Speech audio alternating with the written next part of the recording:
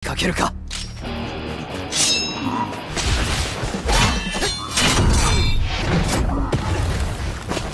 Hai, balik lagi di RWPP Plot. Apakah kalian pernah berpikir bagaimana rasanya terjebak di dalam game? Ya, dimana jika kalian mati di dalam game itu, artinya mati di dunia nyata. Lalu kalian berusaha untuk mengalahkan setiap monster. Nah, cerita semacam itu yang akan kalian saksikan sebentar lagi. Ini dia anime berjudul The New Gate, episode 1. Ih, wibu. Diceritakan bahwa sebuah game VR yang menggunakan teknologi canggih menjadi permainan favorit umat manusia. Kamu bisa memilih karakter avatarmu dari 10 spesies berbeda. Di dalamnya, kamu bisa mengalahkan monster bersama teman-teman, menjadi orang kaya dengan cara berdagang, atau menjadi pandai besi dan menempa senjata legendaris. Lakukan apapun sesuai imajinasimu di dunia game VR yang disebut The New Gate. Tapi suatu hari, The New Gate menjadi game kematian, di mana pemain tidak bisa logout, dan jika mati dalam game berarti mati juga di dunia nyata.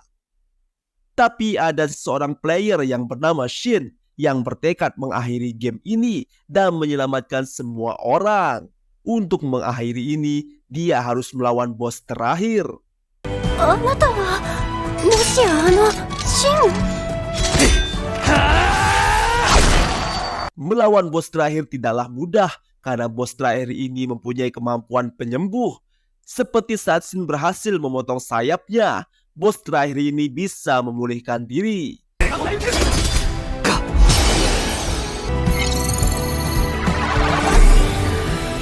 Cara mengalahkannya adalah jangan biarkan dia sempat menyembuhkan diri. Jadi serang terus. Dan serangan terakhir dari Shin, pedang bulan. Pedangnya menjadi panjang dan slash. Dan berhasil bos terakhir dikalahkan.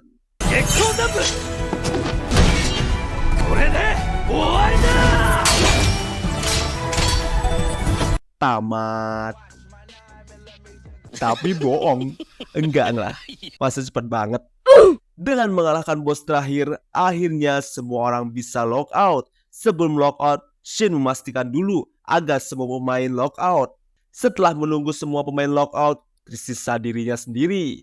Tapi saat akan logout, sebuah pintu terbuka dan memancarkan cahaya terang seterang wajah orang yang selesai sholat. Cakep. Lalu tiba-tiba dia terbangun di tengah padang rumput. Dia masih bingung, apakah ini masih di dalam game atau dia sudah keluar. Tapi dia menyadari jika ini terlalu real untuk sebuah game. Saat dia memeriksa statistik, dia terkejut melihat statistiknya naik drastis. Dia terkejut seperti, kaget. Tapi anehnya, saat dia mau logout, tombol logoutnya tidak ada. Lah, kok bisa? Bahkan dia sedang tidak terhubung dengan koneksi jaringan. Jika seperti ini, seharusnya dia tidak bisa bergerak. Tapi kenapa dia bisa bergerak? Jadi, apakah ini dunia nyata? Begitulah sekiranya pemikiran Shin Taeyong.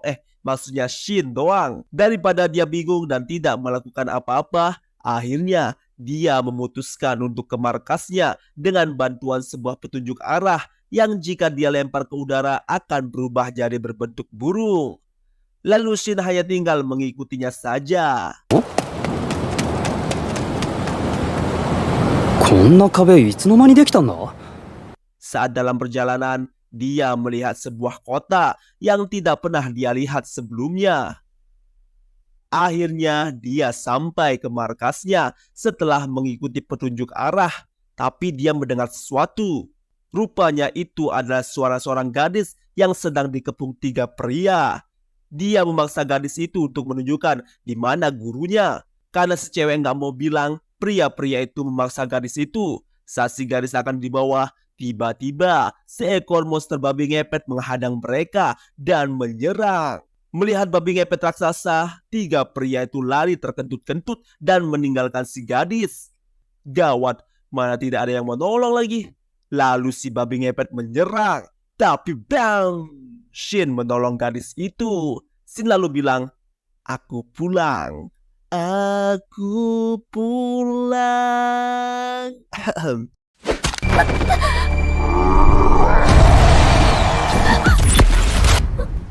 Tada, ima? Ternyata gadis itu bernama Tiara. Dia berterima kasih kepada Shin karena telah menyelamatkannya. Tiara bertanya, apa dia mengenal gurunya? Soalnya tadi Shin bilang, aku pulang. Aku pulang. Stop it. Get some help. Shin juga bingung siapa yang disebut sebagai guru. Lalu Tiara memberitahu jika gurunya adalah Shani Rezar. Mendengar nama itu sepertinya tak asing untuk Shin.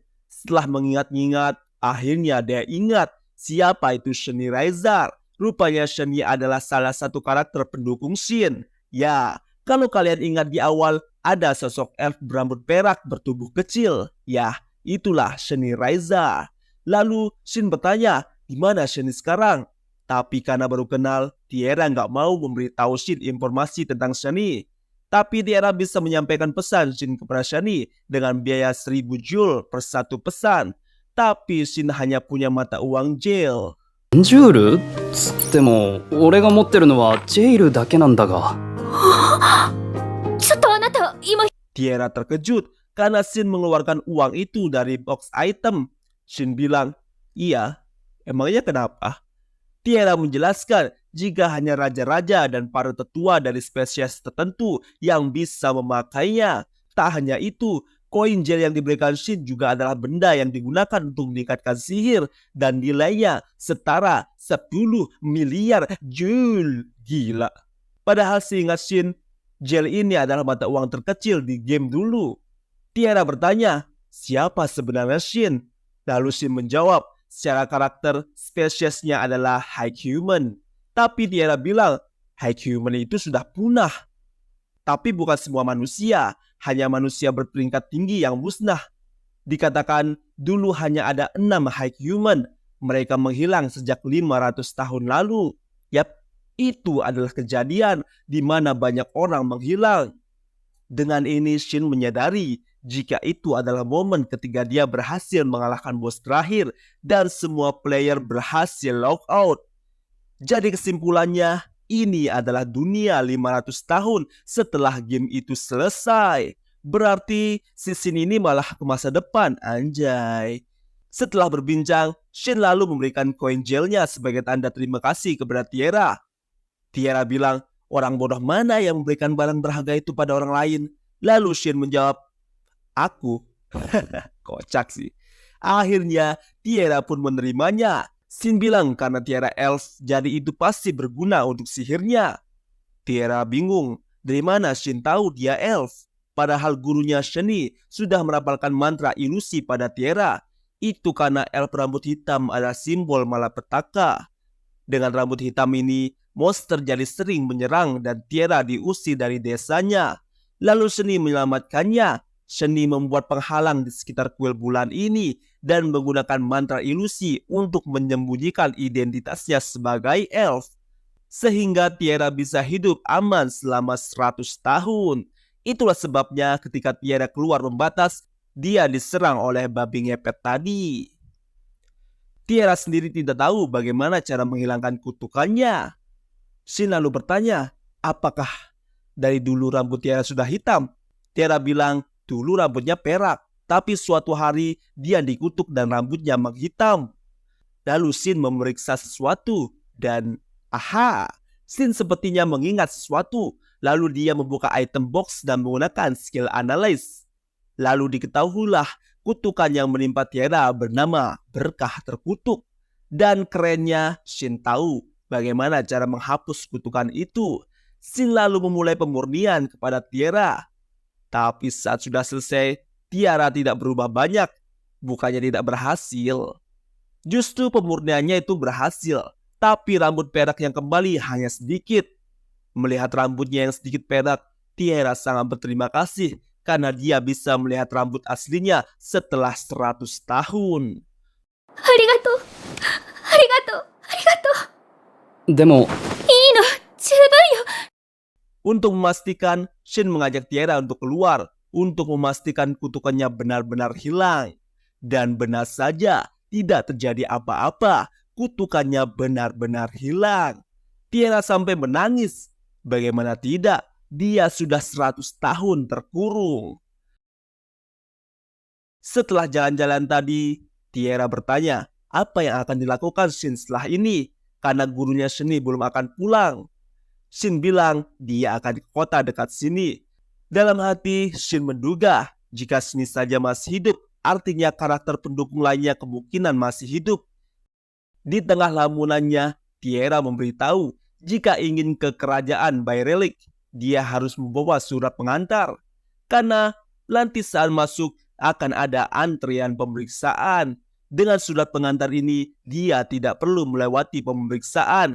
Dan ini semua sebagai tanda terima kasih dari Tiara karena Shin sudah mengangkat kutukannya. Saat sampai di gerbang kota, benar saja berkat surat pengantar itu, Shin tidak perlu antre pemeriksaan. Dia langsung lolos. Dikatakan juga surat pengantar itu bisa sebagai kartu pes untuk bertemu dengan raja. Di dalam kota, Shin pergi ke tempat perkumpulan petualang. Shin mendaftar sebagai seorang petualang. Saat di resepsionis, dia disambut oleh resepsionis cantik yang selanjutnya menyuruh Shin untuk ke lantai 2 untuk pendaftaran. Saat di lantai 2, dia malah ketemu gadis yang sama. Tapi si cewek cantik bilang jika di lantai bawah adalah kakaknya yang bernama Selika. Dan cewek yang ini bernama Silika. HD, untung dua-duanya sama-sama cantik. Saat tengah menunggu kartu anggotanya jadi, dia memperhatikan betapa rendahnya kualitas senjata ataupun zirah daripada petualang lain. Ini membuktikan zaman ini benar-benar jauh berbeda dari game yang dulu. Tak lama, Selika secantik bohai menghampirinya dalam kostum pelayan. Rupanya Selika sering bantu-bantu jika dia tidak sibuk. Sebenarnya ada yang Selika ingin pastikan. Dia mendengar jika Shin punya surat pengantar dari kuil bulan. Selika ingin memverifikasi keasliannya pada ruangan tertentu. 実は一つ確認したいことがありまして、確認したいことって？月の祠の紹介状。 Sepertinya surat pengantar ini sangat rahasia. Shin lalu bersedia, walaupun dia sebenarnya sedang tidak ingin bertemu dengan ketua guild untuk saat ini. Tapi Selika bilang jika sebenarnya ketua guild sudah ada di sini. Lalu Shin menengok ke belakang dan melihat pria tinggi besar. Kalau kalian ingat saat di meja resepsionis ada sosok pria dengan luka di wajah. Nah, dia adalah ketua guildnya, bejir. Nggak nyangka bejir. Dia bernama Barluxheim. ギルドマスターをしているバルクスハイムだ。 Langsung pada intinya, untuk memverifikasi keaslian surat pengantar kuil bulan milik Shin, Barlux mendekatkan surat pengantar yang dia punya, dan kedua surat itu memancarkan cahaya sahabat. Cahaya sahabat. はい。本物かどうか確認しよう。 Itu tandanya surat Shin itu asli. Lalu Barlux bertanya, siapa yang memberikannya? Shani atau Tiara? Shin menjawab, maksudnya Tiara. Barlux menjelaskan jika surat pengantar ini tidak hanya memudahkan untuk masuk ke semua negara, tapi juga bisa masuk ke semua guild. Dan juga surat cinta ini bisa dipakai untuk bertemu dengan raja. Barlux juga bilang, jika banyak orang jahat yang ingin mencuri surat ini untuk tujuan jahat. Jadi, jika Shin merasa tidak bisa melindungi surat ini, dia meminta Shin untuk menghancurkannya. Tapi yang namanya MC ya masa ngalah gitu aja? Enggak dong. Shin bilang dia tidak akan membuat Tiara kecewa karena telah mempercayakan surat ini. Barlux menjadi lega mendengar itu. Keesokan paginya, Shin bersiap menjalankan misi pertama. Tapi sebelumnya, dia sudah mengganti pakaiannya agar tidak terlalu mencolok sebagai seorang petualang pemula. Saat dia menerima kartu anggotanya, rupanya peringkat Shin untuk saat ini masih peringkat G. Shin bisa mengumpulkan poin dari setiap misi untuk naik tingkat. Shin lalu memberitahu Selika jika dia sudah punya kerjaan yang ingin dia lakukan, yaitu mengumpulkan rumput Hulk. Rumput ini seperti rempah untuk membuat ramuan. Setelah mencari 3 jam, Shin belum juga menemukannya. Padahal ini adalah misi untuk player pemula pada game. かれこれ3時間は探してるな。ゲームでもヒルクソーの採取は初歩クエストだし、楽勝だろって思っ Saat dia memeriksa map, dia melihat sebuah pergerakan dari sesuatu. Apakah itu monster? Saat dia mencoba mencari tahu, dia malah menemukan sosok monster bernama Skull Face Jack. Dia bahkan berlevel 359. Tanpa menunggu, Shin mulai menyerang lebih dulu. Jual beli serangan terjadi. Was-wis-wus, was-wis-wus. Suara pedang dan perisai beradu.